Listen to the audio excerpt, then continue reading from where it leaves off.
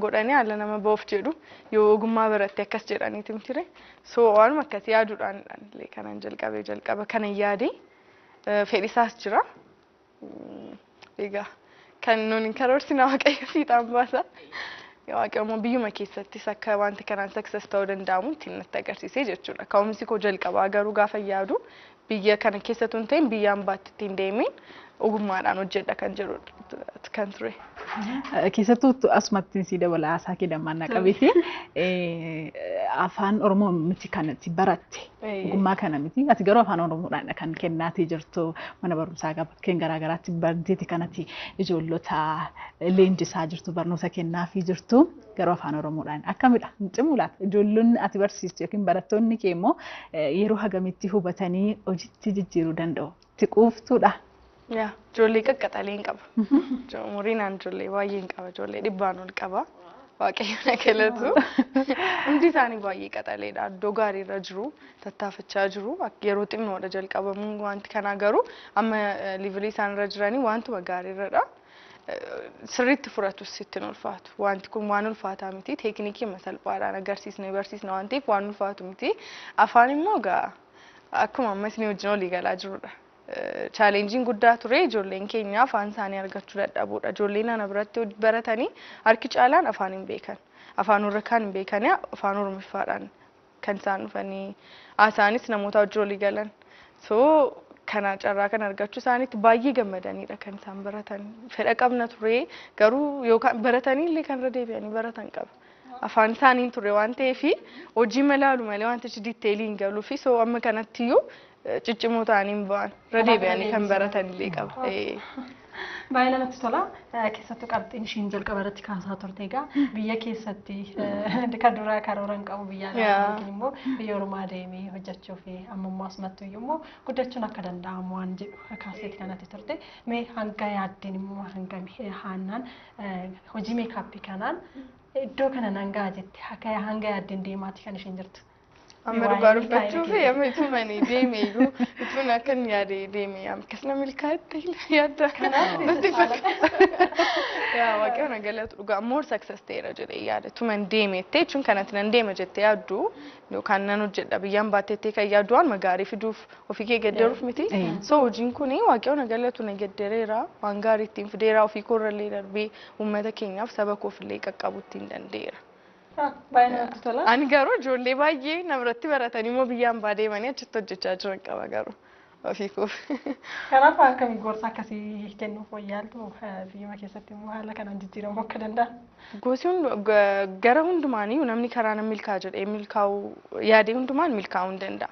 Namootni nan ba'a jedhanii yaadanii gorsa isaaniif qabu ogummaa tokko qabataniitu ba'anii yeroo natti biyyan deemtee amma waraqaa kee argattee wanta sanaan hojjettutti yeroo baay'ee fudhata. So amma kanatti garuu namoota naannaa isaanii jiran baay'eetu jira babbareeduu kan barbaadan ogummaa biraallee kan barbaadantu jira waan ta'eef itti ofii isaaniif baratanii sammuu isaanii irratti hojjetanii shoorti koorsiidha yeroo gabaabaatti kan laatamuudha deemanii inkaamii argachuu danda'u. Akkuma deemaniini waan gaarii argachuu danda'u. Kan ammoo ijoollee keenya achi deeman ijoollee baay'eetu yaada kana kennaaf ijoolleenaaf.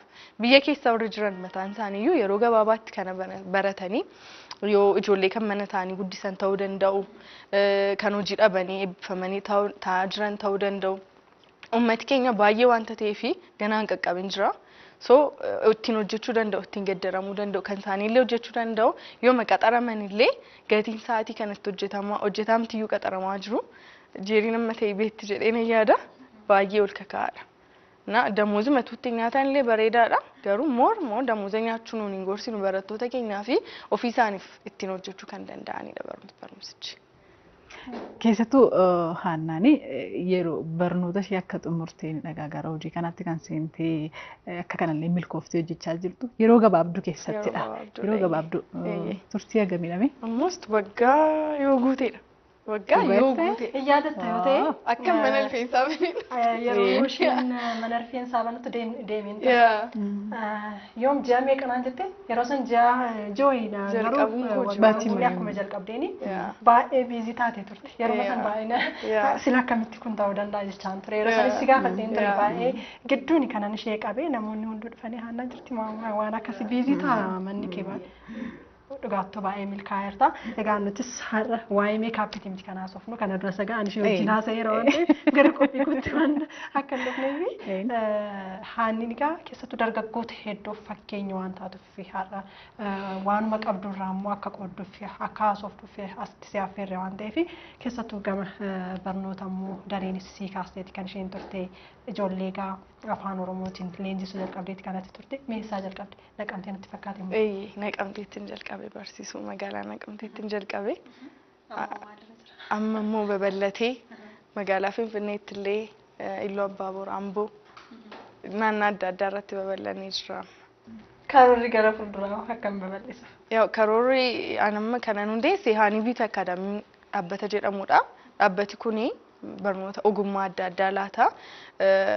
Mootummaadhaan immoo gara teeknikinnaa muyaadhaan waraqatii nuuf laatameera Eeqannaa Fiqaad jedhama. So barattooti keenya illee nu biratti baratanii gaafa fixanii COC qoramanii international certificate ta'e argatu jechuudha. Inni kun chaansii isa guddaadha. Isaan irratti garuu dhaabbati kun karoorri isaanii guddaa ijoollee hedduu fedhatu qabanii dandeettiitu qabanii yookaan humna dhabuun yookaan immoo wanti kun jiraachuu dadhabuudhaan kan carraan arganii baay'eetu jira. So ijoollee kana fageenya jiratu hin jedhini rakkina jiratu hin jedhin deemnee qaqqabnee barsiisuu Oromiyaa guddisuuf Oromiyaa bal'isuudha karoorri mana barumsaa keenya. So inni Finfinnee akka head office'itti ta'e iddoo adda addaa irratti deemuudhaan ijoollee keenya leenjisuudha. Kaayyoon nuun qabannee deemaa jirra. Siifaa milkaa'u jennaan Dhugaadha. Kunaa milkaa'u. Keessattuu namootni baay'ee akkatti baay'atan kaasteeti kanatti turte maalin itti dabaluu barbaada sumarratti namni tokko ati yoo maamila kee akkaataa itti qabattu murteessaadha beektaa namni akkas si dhufuu fi namni akkas bira deddeebi'uu fi akkaataan qabannaan maamila kee murteessaadha. Kanaan kanadha jedheedha kana yaadu. Mirkaneessiniirra akka keessummaatti miti mana keenya dhuftee gaashee taphachiisaa ture. Taphachiisaa ture. Durbaaf guddoon teessu akkuma jedhani itti fayyadama sooshaal miidiyaa irratti waa tokko nu jedhee. Itti fayyadama sooshaal miidiyaa wanta tokko nama itti jiraate gaafa sitti himu gaariidha jedhee nan yaada. Namni baay'ee sooshaal miidiyaa namni keenya akkamitti hubata irratti of agarsiisuudhaaf irratti caffaruuf hojii hin qaban jedhamanna. Anamma iddoon irra jiru kana kan geessisee jabina koomitii, cimina koomitii, maatii koomitii, eenyu koomitii yookaan qarshii qabaachuu koomitii. Addana kana ga'uun koo sooshaal miidiyaadha. Barattooti koo hundumti isaanii iddoo eessaa dhuftan yoo itti gaafatte ijoollee dhibbaan ol yeroo gabaabaa kanatti eebbisiisnee jira. Dhibbaan oliin isaanii sooshaal miidiyaa irratti na argan. Yookaan karaa feesbuukiidha, yookaan karaa tiktookiidha, yookaan karaa instaagiraamiidha. Karaa ammaa sooshaal miidiyaa jedhamu kana irratti na argan. Maaliif sooshaal miidiyaa irratti waan hojjechaa jiru ofii koo mul'isaan jira. Waan gaarii fidee dhufteennaan immoo namni waan itti hin barbaanneef hin jiru jechuudha. Kanaafuu sooshaal miidiyaa ijoolleen keenyas haa ta'u ummati gaafa fayyadamu ituu gara biizinasiitti gedderee fayyadamee waan gaarii ittiin argachuu waan danda'udha. Baay'ee pilaatfoormii cimaadha. Kanaaf haannaan humna miidiyaan tokko qabu. Miidiyaas ta'e miidiyaan guddaanis ta'e humna isaan qaban sirriitti hubatteerta. Miidiyaan baay'ee humna guddaa qaba. Waan hojjettu agarsiisuun miidiyaa irratti baatee hin danda'amu. Waan sana irratti qoosuu hin danda'ama. Waan sana irratti taphachuu hin danda'ama. Waan sanaan hojjechuunis qarshii godhachuunis ni danda'ama. Keessattuu kanaan gaafa tiiktookii fayyadamtu amma immoo waan istuudiyoo ta'ee iddoo teessu hin beeku namootaaf immoo yookiin afaan oromootiinis amaariffaanis immoo gorsa haala gogaa isaaniitti eeggatan gorsa akkasii of eeggannoo tippii kennuu jalqabeera. Kun immoo maalifidha? Manas ta'anii namooti waan tokko baruu qabu kan jedhuudhaaniti waan kwaalitii qabu fidee uummata kanaaf dhufu yeroo hundumaa waan gaarii uummata kanaaf hin malaaf. Kanaafuu waan gaarii fidee dhufumaaf kan jedhuudhaani wantoota xinnoo mana barumsaa keenyas beeksisuun keessa jira. Akkasumas immoo akkamitti akka ofii isaanii eeguu danda'anii wantoota ibsu xinnoo ishee deeqaa tokko wantoota taate afaan lamaaniinuu gadhiisaan jira. Baay'ee namatti tola dubartii jabduu Jabduu dhugaadha.